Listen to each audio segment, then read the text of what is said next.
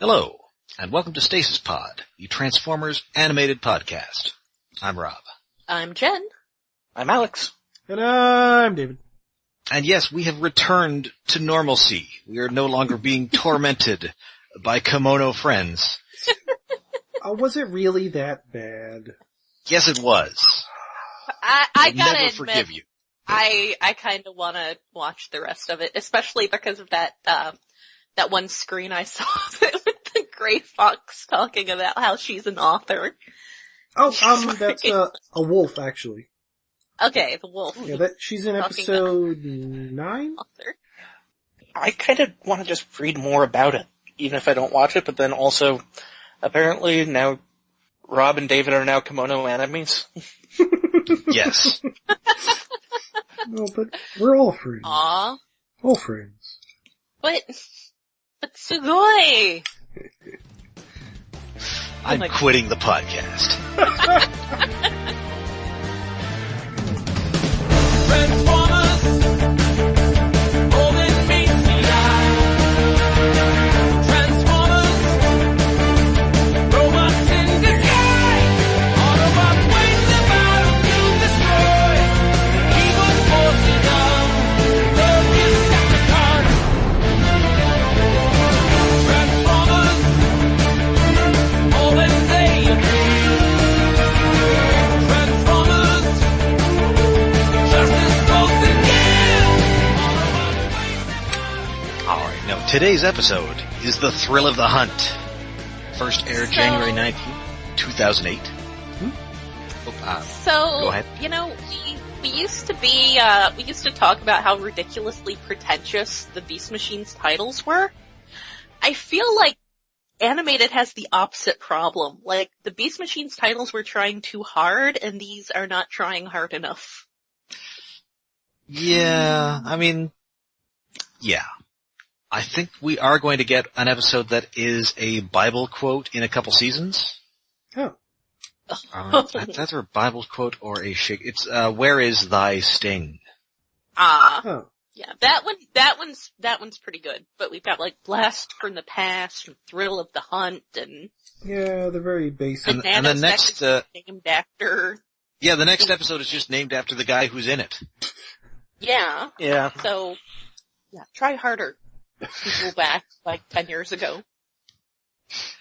God, this is almost 10 I years. almost feel like it would have been better if they'd just, gone the Friends route and named them. Like, this one would be the one where Ratchet has PTSD. That would work. Yes. So anyway, this was written by Andrew Robinson, who is not the guy who played the Scorpio Killer in Dirty Harry, Oh. or that one guy on Deep Space Nine. Any relation to our voice of Bumblebee? No, I don't believe so. But he's written for a zillion other cartoons. Most recently, that new Guardians of the Galaxy show. Wrote a bunch of G.I. Joe Renegades. Spectacular Spider-Man, Starship Troopers. So he's just sort of a stock cartoon writer. Yeah, he's done basically at least one episode of every action cartoon that's been on for the past decade and a half. Mm-hmm. In fact, he later wrote an episode of Prime and 2 episodes of Rescue Bots. Neat. And strangely enough, he is, he will go on to write 2 more episodes for Animated, and all 3 of them have Lockdown in them. Oh. It's And just his pet character. he's apparently a writer for Overwatch. Oh, okay. What? Unless Okay. I'm looking at the wrong Andrew Robinson. Oh no, there Or is the wrong definitely Overwatch. Overwatch stuff on this IMDb page. I don't really know anything about Overwatch. It's a shooty game. Well, I know game. it's a video game, but I don't know like what this like their animated shorts for it. I guess that he wrote. Oh Yes, yeah, Blizzard there has are. created several animated shorts and I think a few comics. And Okay, they're well, it really looks like good he's- because Blizzard does really good animated shorts. Okay, well, it looks like he wrote 3 of those, and he also wrote for the World of Warcraft TV series. There's a TV series? What? This World of Warcraft Harbingers. Never heard of it. That sounds suspiciously unfamiliar. Yeah. Okay, I mean, it is IMDb, and they just let anybody contribute to this, so this could be Well, yeah. nothing. And then he also wrote a short for StarCraft. Ooh. Huh. You know who else wrote something for StarCraft? Simon Furman. I was unaware of that. Yes, back when Tokyo Pop existed, they were doing a manga-style series of stuff for Blizzard, and they did a StarCraft one that had a Simon Furman story. Oh. Well, hopefully they paid him, unlike DreamWorks. Dreamwave. Yeah. Oh, it was Tokyo Pop, so... Oh, so he didn't get paid. Oh yeah, Oh, geez, no. maybe they didn't. Oh, poor Simon Furman. That's gotta be rough. Just keep getting jobs with companies that then just go belly up. Well, Tokyo Pop came back and they're trying to pay more people, or saying they're going to pay more people. They're allegedly paying more people. And everybody who used to work for them is warning them, no, do not. But this really doesn't have anything to do with Transformers. Okay. But we open with Ratchet, who is in great distress at something horrifying. Bumblebee buying black market organs. Yes, it is in fact Maramba Brothers Auto Supply. So is that something familiar? I mean, it's named after it's named after Transformers animated director Irineo Maramba, Ah, okay. which I'm probably not pronouncing correctly. But he directed a bunch of episodes. So it's just named after him. If it Fair was in, I don't know what it would be, Harbor Freight maybe, in Detroit. Or, I don't know, Pet Boy? Oh, Bell Tire! Bell Tire! Bell Tire. But yeah, maybe Pet Boys. Oh, I can't believe you beat me to Bell Tire. Yeah. Autobot Zone. Anyway, Ratchet finds this horrifying and wonders what kind of fool would buy these things. And of course, that kind of fool is Bumblebee. Bumblebee is that fool. Yes, he's got some fuzzy dice. He's got a hula girl, and he's got a magenta colored air freshener, which, I don't know, cherry? Maybe. But it's tree colored, or tree shaped, and he doesn't know what it is. No. I mean, nobody on this show has a nose. So it's possible they can't smell anything. None of the robots. So yeah, But yes, he calls the hula girl like a small female human replica. yes.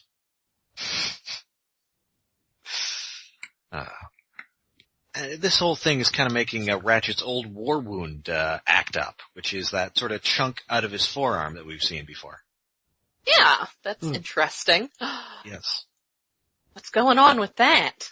Well, in fact, soon enough, the lights in the city start going out. And, With perfect comedic timing, I'll add. Yes. And this seems to be the fault of a mysterious, spiky muscle car. Dun dun dun. They assume that this is a guy driving a car, which is not an unreasonable assumption to make. And so they give chase. And while they're doing so, Ratchet has a flashback because he kind of spends the entire episode kind of suffering from PTSD. Yeah. Die. You also get a Squidburger billboard. Yes. Oh yeah.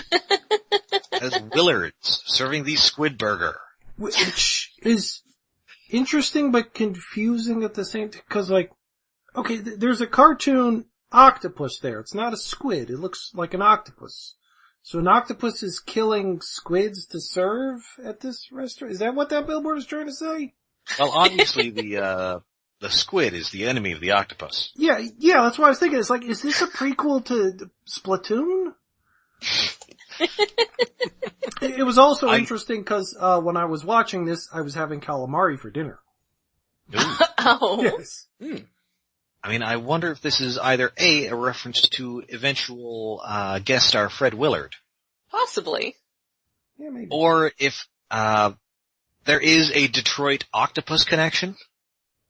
It would- Is there? Wait, How can Yes, there be so Oh, a freshwater doesn't it have something octopus? to do with throwing one on the ice at hockey games or yes, something? okay, Oh. so used to I be wasn't that there sure. were two I didn't know that was specific to Detroit. It is specific to Detroit. It used to be that you needed, there were 2 rounds of playoffs for the Stanley Cup, so you needed to win 4 games per round, thus 8 games. And so somebody began the tradition of throwing an octopus, which of course has 8 arms, on the ice at Red Wings games. Aha. And it is still going on. I watched a Leafs Red Wings game last night, and somebody chucked an octopus on the ice. Mm-hmm. And I will note that when you go to a Red Wings game, they have a clear bag policy, so you can't bring like a regular purse even. Yeah. And you have to, and if it's anything like the Lions game I went to, you have to open your coat when you go in. So Really? if you're carrying, yes. Weird. So if you're bringing an octopus, it's gotta be like taped to your body. Nice. Yes. And yet, So- I'm sure it still happens. Oh, well, I mean, it happened last night. Oh, well, there you go. And and this is the last year that the, old arena that the Red Wings have played in since like 1979 is going to be open. So I can see somebody wanting to get one last octopus in there. It's one last octopus. Yes. I imagine there are And going to be I plenty think- of people looking forward to christening the new arena as well. Oh, I'm sure.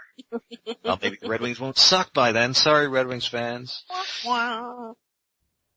Anyway, so yeah, we flash back to a young and more svelte Ratchet on Cybertron. This is the first time we're seeing Cybertron unanimated, and it is a hellhole, and everything is exploding all the time. Yeah, it's kind of a Pretty dump. bad. And we see Cybertronian mode Ratchet Yes. which and his vehicle mode. he's a little slimmer, but he's also a lot lighter. Yes. He's buffer. It's like the orientation of his torso has shifted 180 degrees in the time since. I will only be able to find out if he has another toy with his body. Well, no, they did make a toy of that body. Yes, I know.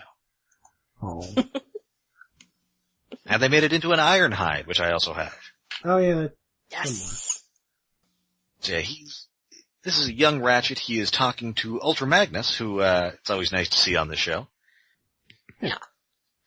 And he is looking for Except that he's kind of a jerk. well, yes. He's found who he's looking for, and that is an intelligence officer named RC. Yay! And she is there in her full Susan Blue glory. Yes. I had the opposite reaction because they brought her into Fridger. No. Well, I Yeah. mean, kind of. She survives it, but yeah. She's come back later. Yeah. but she is like the integral part of Ratchet's sad backstory. Yeah. She is his dead mom in Crime Alley. Wait, RC, why did you say that name?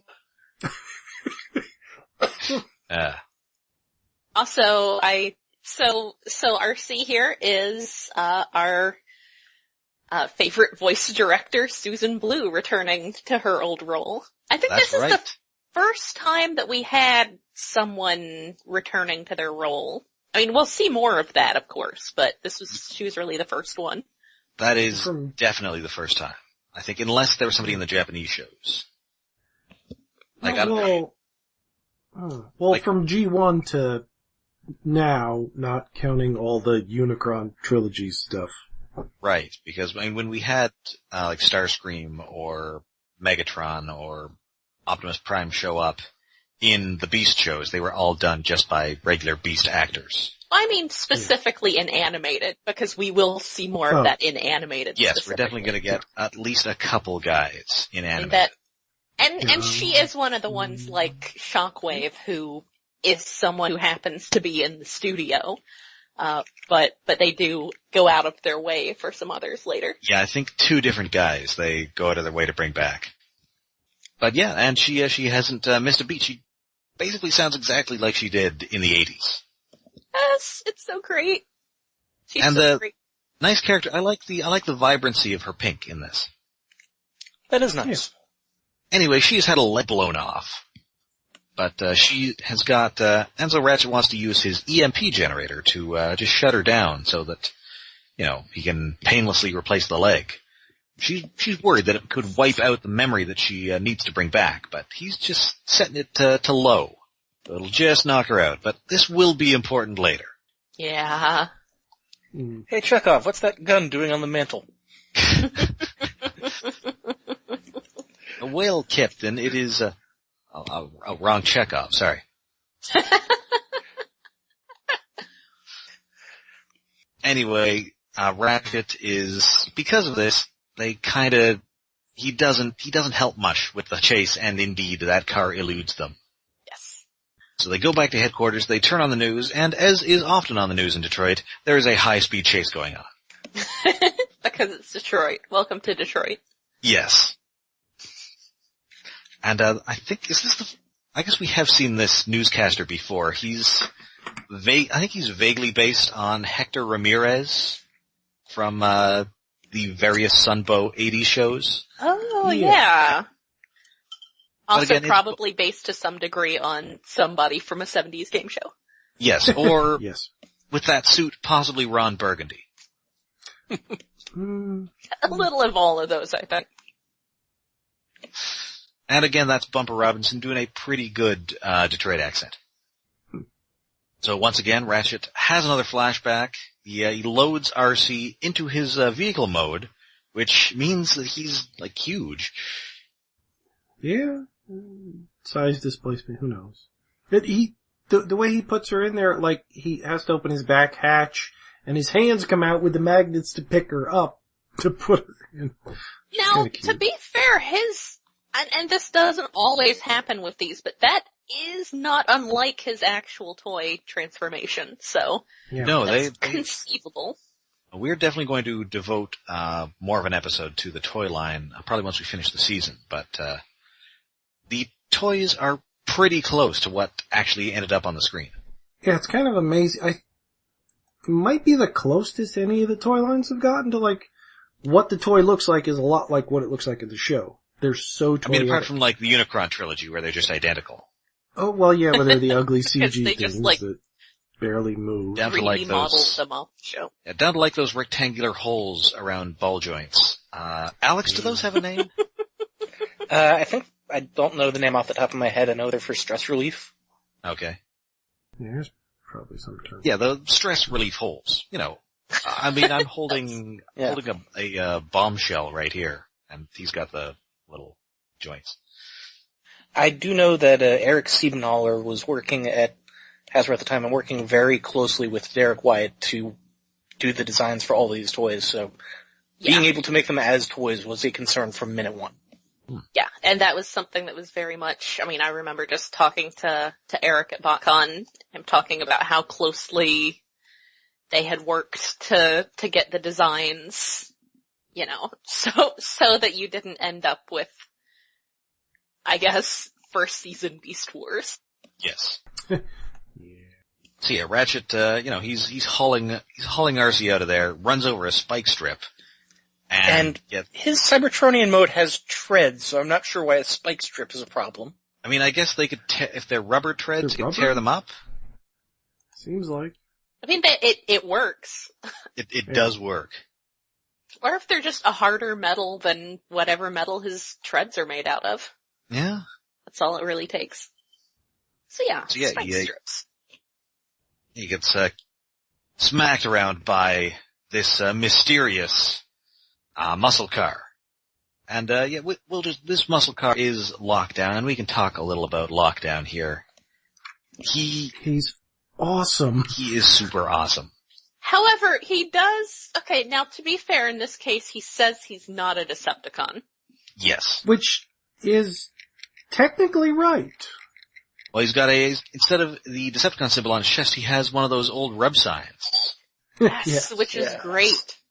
Yes. But that does kind of remind me of one of those things that always seemed really silly with G1 was when you had DevCon, who was a bounty hunter who hunted his people's, enemies for no money. The worst kind of bounty hunter. Then you're just a hunter. Yeah. Stupid bounty hunter. Yeah, that's just kind of being an assassin. Yeah. Well, like, the logic of it is that it's more solid than, like, G1. Like, jets are the Decepticons, cars are the Autobots. Which, Lockdown's a car, so technically he probably started out as an Autobot.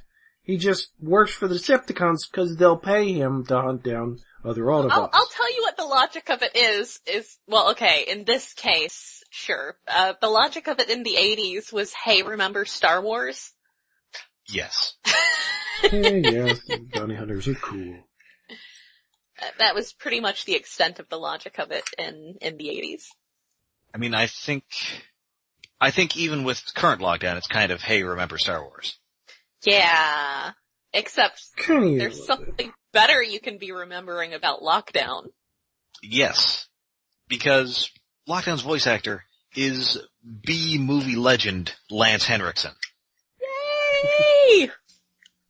So good. He You was have- in my favorite movie. Yeah, Aliens? Yes. I see. And, that movie's not bad for a human. Yes, also not only is he in it, he's a robot in it, so Yes.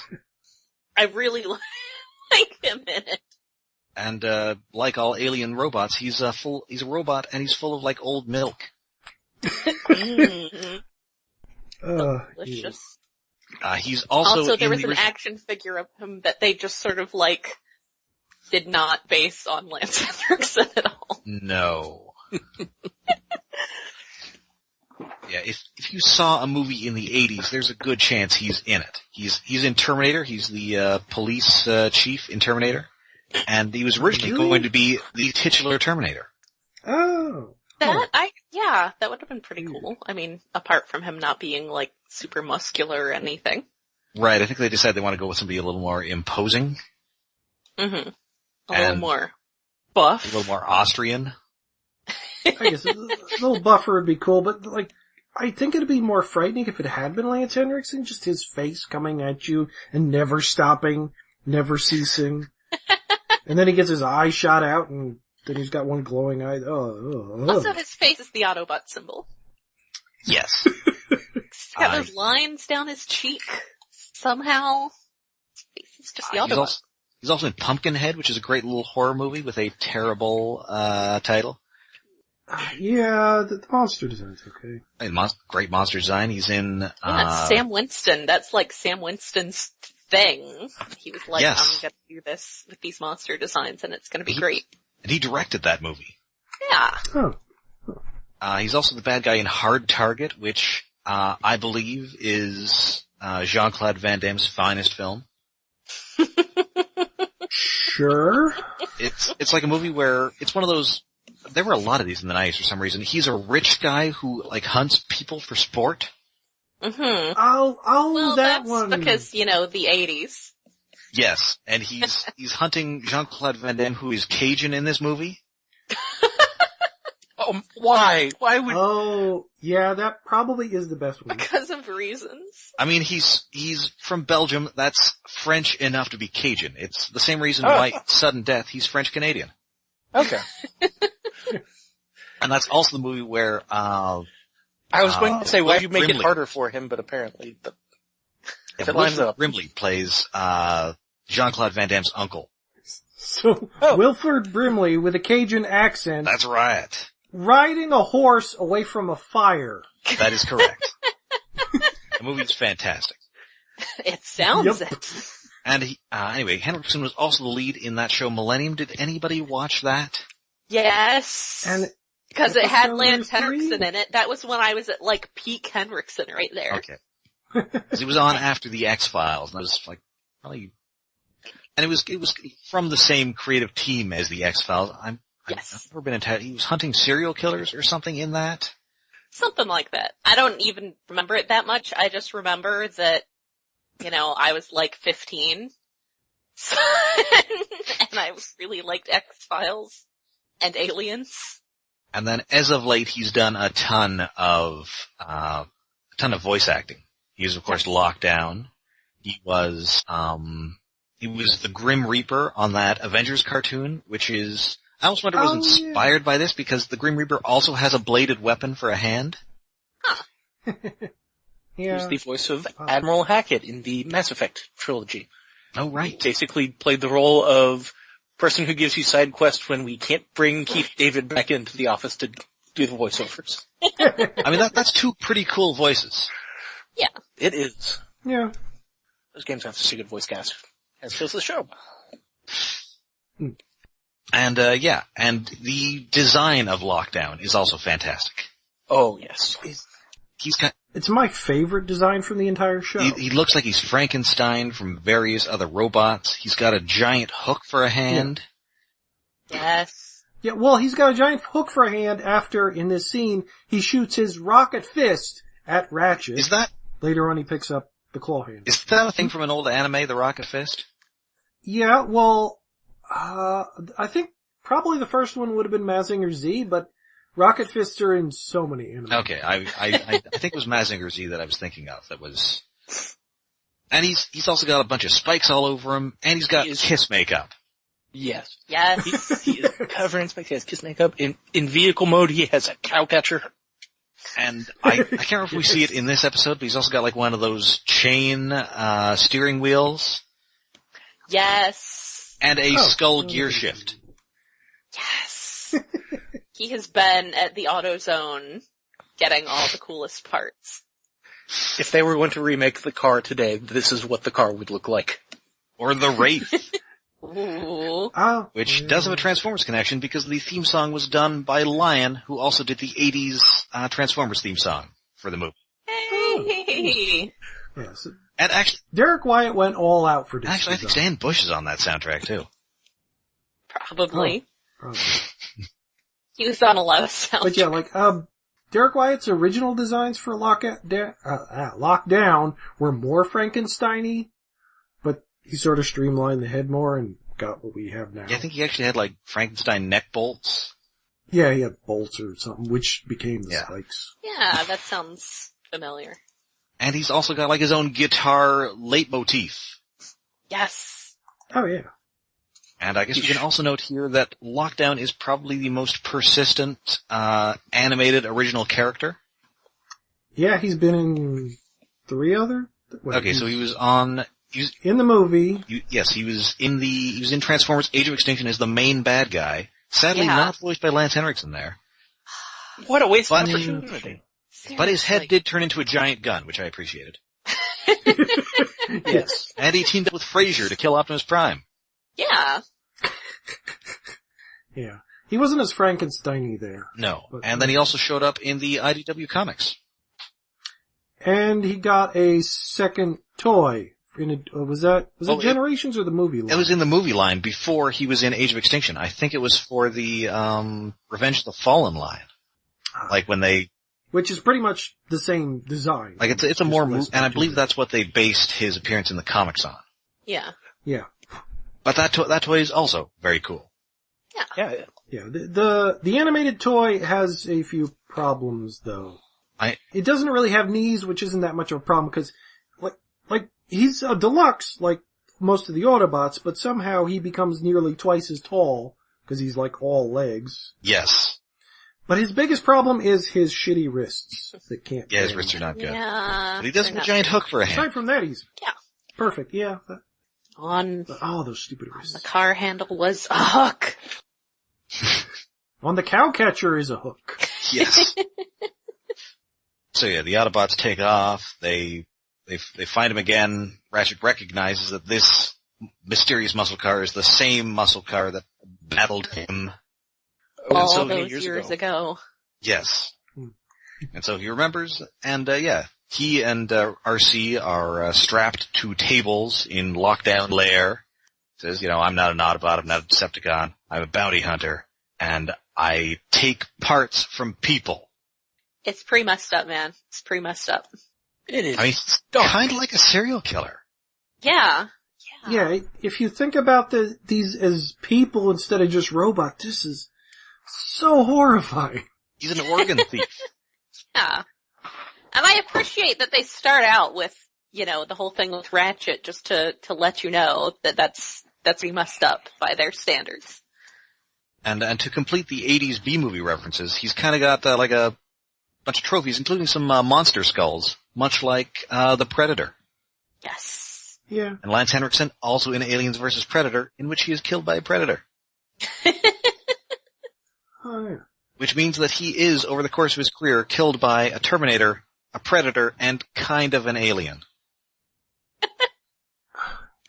Yeah, well, he still doesn't have, oh shoot. Other guy. That other guy Um, who's killed by a bunch of different things. No, the guy that was the Terminator and the Alien and... Oh, Bill Paxton. Yes, Bill Paxton. Yeah, I mean, Bill Paxton was more definitely killed by an alien, Predator, and Terminator. And a Deathlock. And a Deathlock. And, Some other things. he does not get killed by a tornado. He survives Twister. Oh, yeah. It's important. And while he does not kill Arnold Schwarzenegger in True Lies, he does pee himself. Oh, True Lies is... That movie That is is a capital movie. P problematic, but it's a lot of fun. Yes. Anyway, so he has taken Ratchet's EMP generator.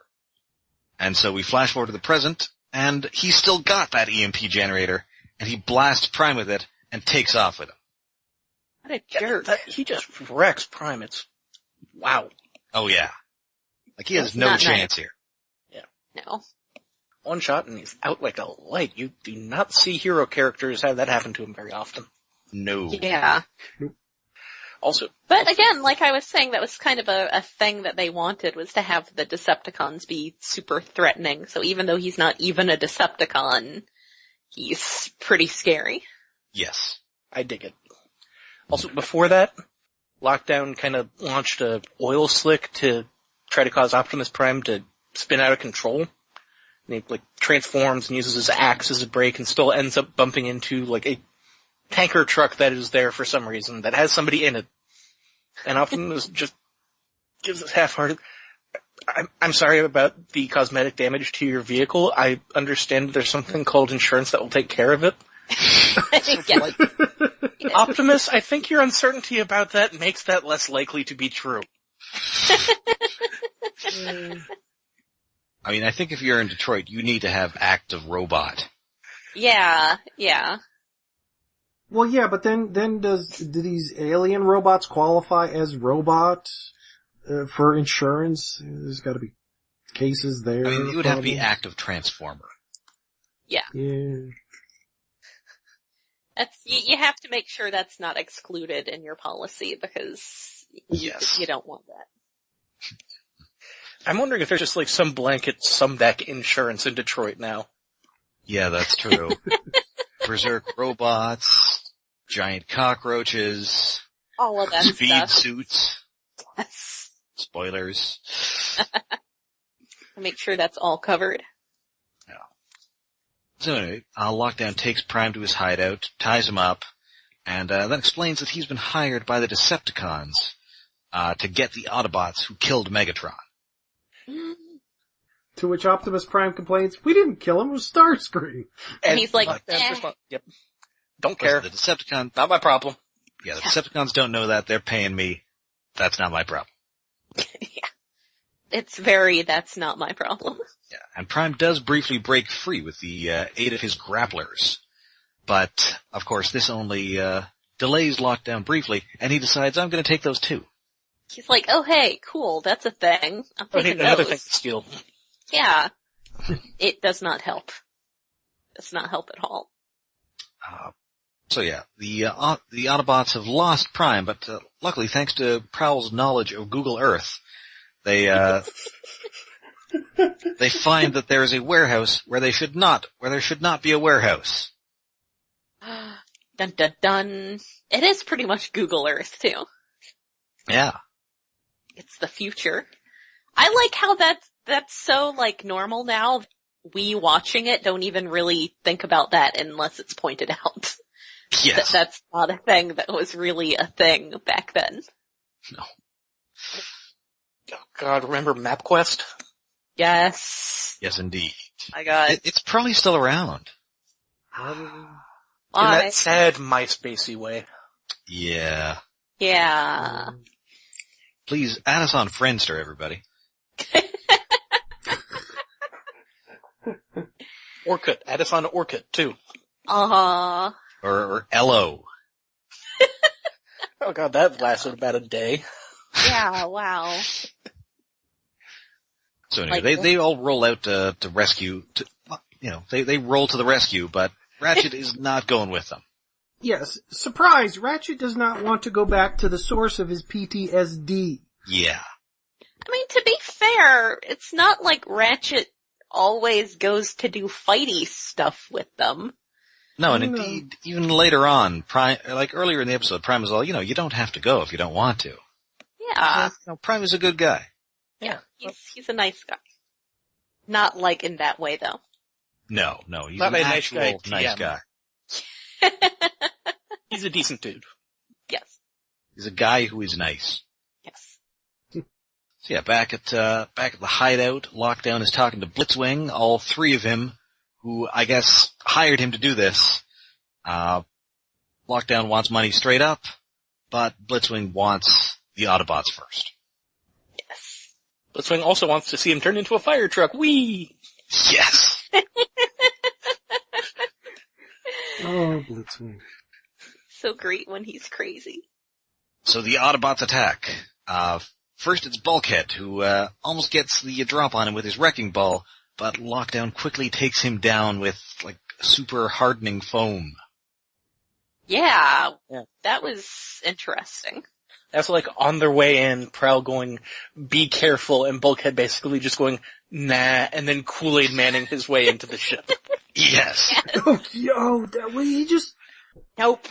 that's such a weird thing that I don't know how that happened. He just runs straight through the wall as if He's the Juggernaut, bitch. frame missing or something. I have to assume that was in the storyboards, but I feel like there should have been a panel after that, from the other side, because you just see him barrel through the wall. Next scene, he's just in the room. And that does happen in a Generation 1 episode, with Brawn. Yes. He yells, I'll get the door, and then just runs straight through a wall. Oh, yeah, maybe it was a reference. That's in the Ultimate Doom. Just weird. I think it's just more likely a reference to Kool-Aid Man. Yes. Yeah, but it was him going through it wasn't him coming out of the wall. I mean, he's kind of shaped like Kool-Aid Man. Yeah. He is really shaped like Kool-Aid Man. He's just... And sadly, he does not yell, oh yeah, even though that is a Bulkhead thing to do. He doesn't say anything when he's crashing through the wall. I mean, this was Doesn't also hurt to around flip the when, wall. this was also around when X-Men The Last Stand came out, and they had that scene with the Juggernaut. That was a reference to that redubbed scene from the X-Men cartoon from the 90s. That was kind of going around as a meme at the time. Ah. Yeah. That's a bad movie. Aw. I mean, yeah. It's one of the first movies I ever did a midnight screening for, and yeah, it was bad. Oh, I took a date to that movie. I'm sorry. Yeah. Me too. It Did she has break the- up with you before the movie finished or after? After. Oh. In my defense, it was her choice. Poor X-Men movies. Anyway, Bumblebee also gets taken out pretty quickly. And Prowl does get the drop on Lockdown and does a burnout on his face, which is pretty hardcore. Pretty serious business there. But then he also gets an EMP blast. Yes. So Lockdown's just going to collect all of these guys. But good news, Ratchet shows up, and this time Lockdown recognizes him. And Ratchet is not fooling around here, man. Oh no. He is angry. Yes. And we are shortly about to find out why, but first, Lockdown just blasts him with the EMP, takes him out. But, it turns out that he is immune to his own weapon's effects, and he was playing possum. I have concerns about this, that it doesn't seem to understand how EMPs work. You would not be there wouldn't be a way for it to not affect you. You could be shielded from it. But there's not like a way you would have it at like a particular frequency or whatever where it wouldn't affect you. It's not Maybe a thing. his body is built like a Faraday cage, although that would raise the question of why not everyone's is. Yeah. I mean, I guess maybe it's just, that's why he's like old and slow and sort of fat. Or it's like how Cyclops can't hurt himself with his own powers, because otherwise he'd have no eyelids. But that's Well, different in theory, though, but because this is an EMP thing. It's, unless it's cause he's a medic? yeah, it's like a predefined, it's a predefined quality here. Yeah. I mean, yeah, maybe they do that with medics, which seems harsh because then what about when they need to get work done? But Oh god, Yeah, thinking about how they're using EMPs as anesthetic, that makes the thought of being a medic horrifying. yeah, if you're immune to anesthesia. Yeah, if they called it something else, but they called it EMP, so it just... I mean, that's an actual thing that exists. Yes, that's not how they work. No. That's not how EMPs work. Should have just called it like an electro stun blaster or something. Yeah. To be done with it, but... They didn't. Anyway, so yeah, they fight for a while. Ratchet gets Prime free. They're in the ship for a while, which the entrance to it kinda looks like a funhouse tunnel. Yeah, it's interesting. Like, old man Lockdown's holed up in the abandoned amusement park. And as noted in previous episodes, Detroit does have an abandoned amusement park. It does. It's perfect. Wait, but a warehouse kinda doesn't fit for him? He should be in a mortuary? I mean, his character design even has like coattails of an undertaker. I mean, that would be a huge ass mortuary. How many people are dying in Detroit? Don't answer that. That'd be like a dead people factory. Oh man, coffin factory? Do they make coffins in a factory? I'm sure they do. They've got to. I mean, At know. this point, yeah. I mean, that might be a little too morbid. Also, crematorium, maybe a little too morbid. Anyway, so yeah, he pins down, Lockdown with a shelf, or like a table, Something. and he just uses his magnet powers to yank out those parts yeah. that he took from Prime. No anesthetic.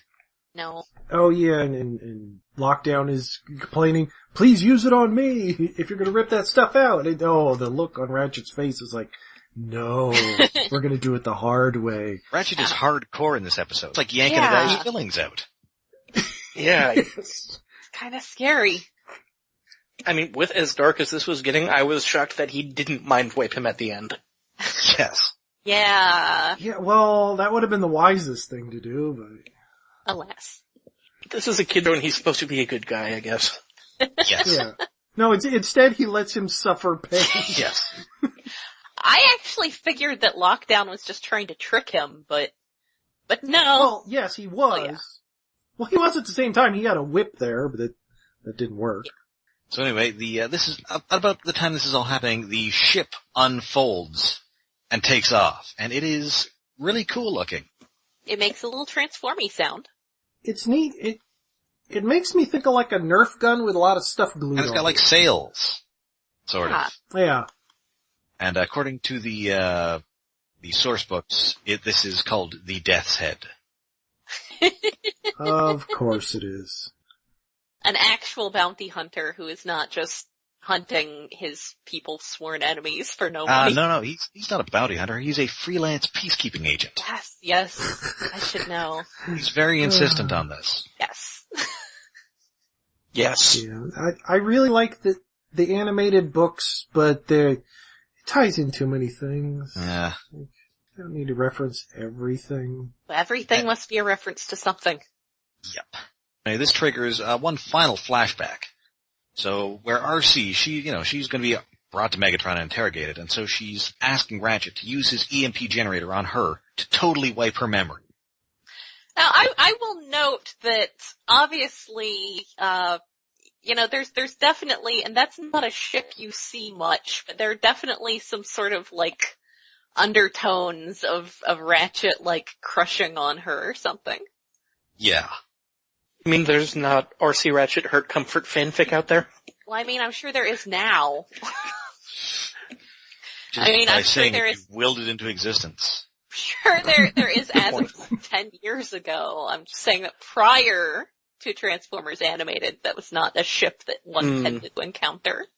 No. I mean, I guess Ratchet dies in the movie, and RC first appears like a couple scenes later. Yeah, that's a good point. I ship these two characters who have canonically never met. Yes. So I'm not sure exactly like if that never Ratchet happened. is.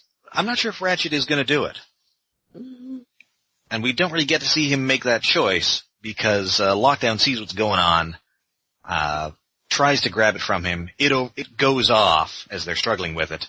They get out of Lockdown's ship, and it has totally wiped RC's memory. Yeah. Yeah. She doesn't know her name. She doesn't know what's going on. It is pretty sad. It's as if she's a newborn, freshly brought to life, in a land full of friends. I'm going to God damn it, reach David. through the internet and throttle you.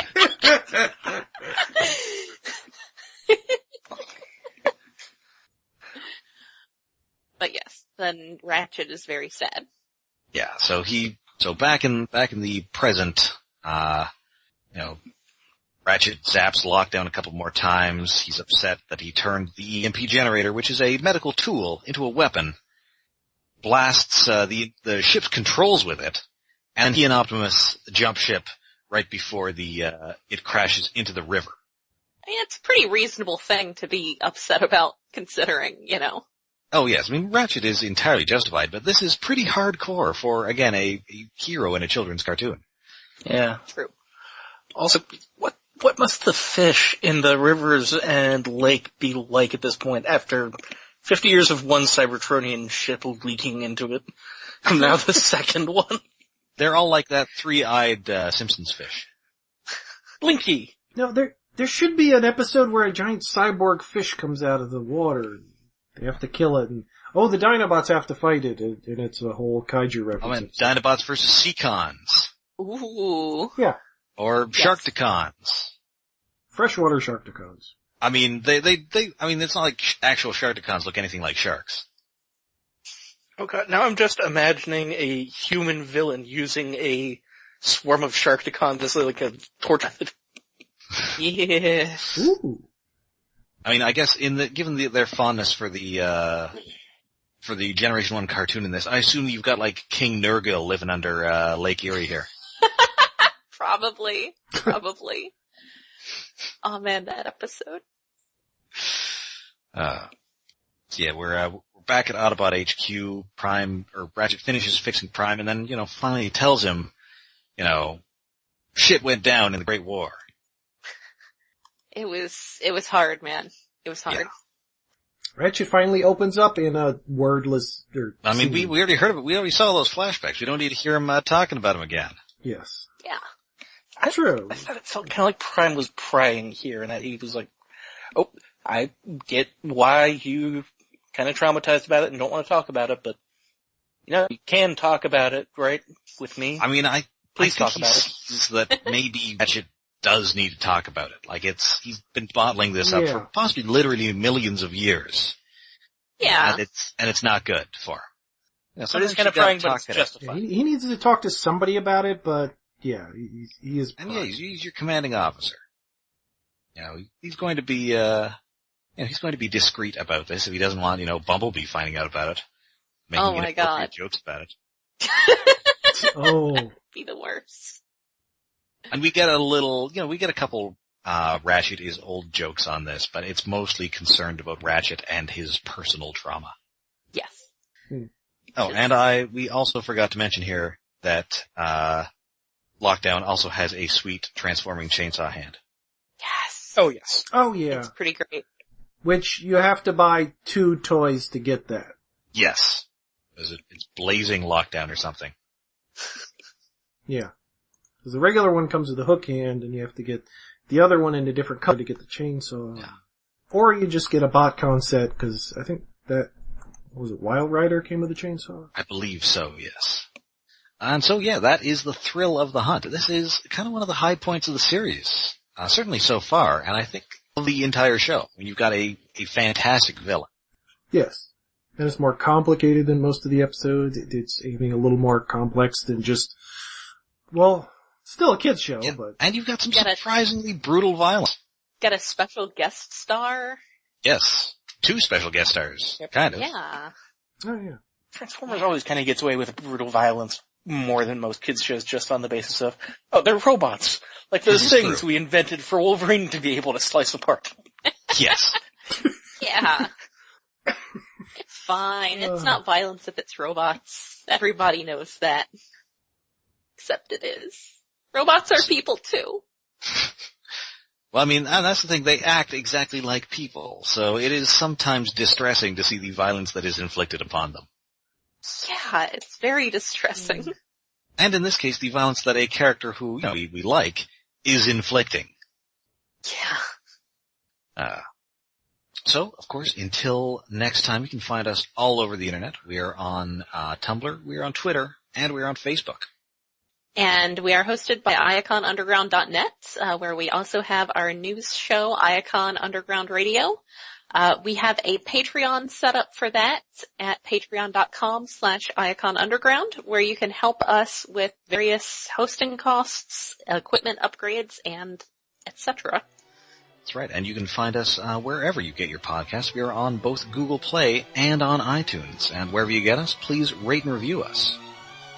So, please join us next time, when our episode will be guaranteed to be longer than a nanosec. So until then, I'm Rob. I'm Jen. Who am I? Now What are we doing? geez, the EMP again. Oh. Flashback. I'm David.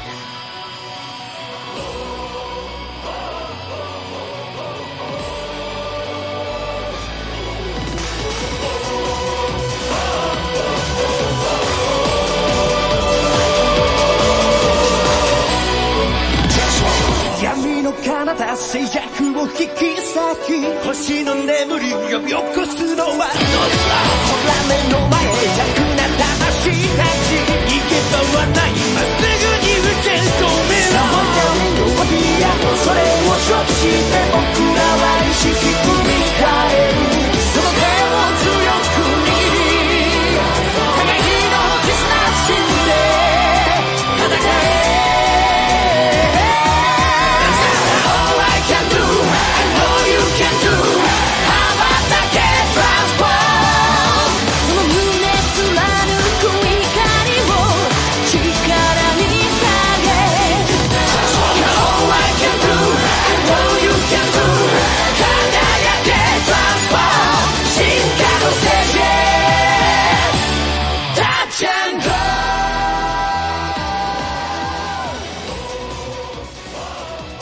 I forgot to mention the mailbag, but we never get mail. Did we get any mail?